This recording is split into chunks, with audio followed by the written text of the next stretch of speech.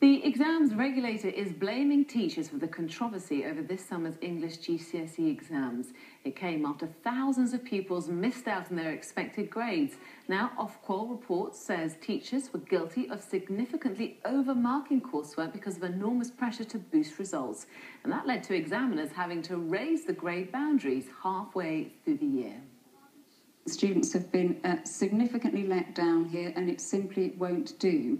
What we found is, again, in too many schools, children are being taken through hoops rather than really concentrating on the true learning of these critical life skills that they need.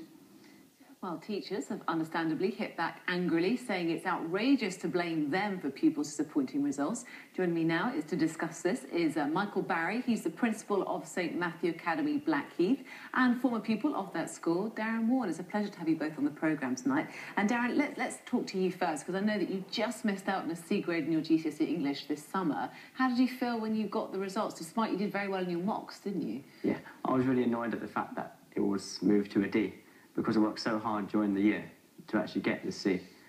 And well, what happened, right, is that I was told that I was going to get a C at the end. I didn't have to take the June exam, because I got a D in the exam in January. So if they would have told me before I was going to get a D, they would have taken it in June and probably got a C instead. Michael, is it your fault that Darren didn't get his GCSE result? No, it's not my fault. And Darren was given a C. They changed that grade to a D 2 weeks before the results came out, when the exam board informed Ofqual that there were going to be an 8% rise in C grades, and the decision was made to change the grade boundaries by 10 marks. When you say they, I mean, who are you blaming? You're clearly very angry about this. I am very angry because we have 31 children that were affected by the grade boundary change. And it's been in the press that a letter from Ofqual to the exam boards was there telling them to change the grade boundaries. The same piece of work, controlled assessment, in January, you needed 55 marks to get a C grade. But in June, it was 65. That's 10 marks different. To change grade boundaries by that much in a year is wrong. And this might be a very difficult question for you to ask, Darren, particularly because you're sitting very near him, but you can now because he's no longer your principal. I mean, do you put some of the blame towards your own teachers? Do you think that maybe there should have been better communication, that you needed to up your grades a bit and work a bit harder? I put no blame on them at all, because it's not their fault.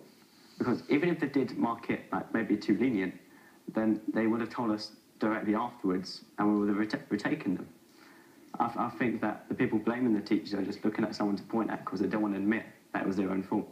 And Michael, Ofqual I mean, they are being critical, but they're also saying it's the system which is forcing teachers to push pupils or give pupils better grades than they deserve. Is that a fair comment, that the system's wrong here? No, the system is a fair one, in that we have pressure on us to do well, to make sure that our children do well.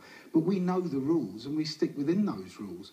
And to say that we, marked leniently is wrong, because that would have been picked up in moderation. We do internal moderation, but also the exam boards ask for our marking of the controlled assessment, and they moderate it. So if there'd been inflated marks, that would have been spotted for individual schools. And Darren, I know that you're doing your A-levels, which is great, but you're having to resit your English at the same time. And what's that workload like? How are you coping with that? Well, so far we have to recommended 36 hours each week on our A-levels, and now we have to put an extra 6 in, which could be either spent maybe enjoying ourselves, which we need to, or put more effort into the A-levels. And do you know what you want to do when you're older?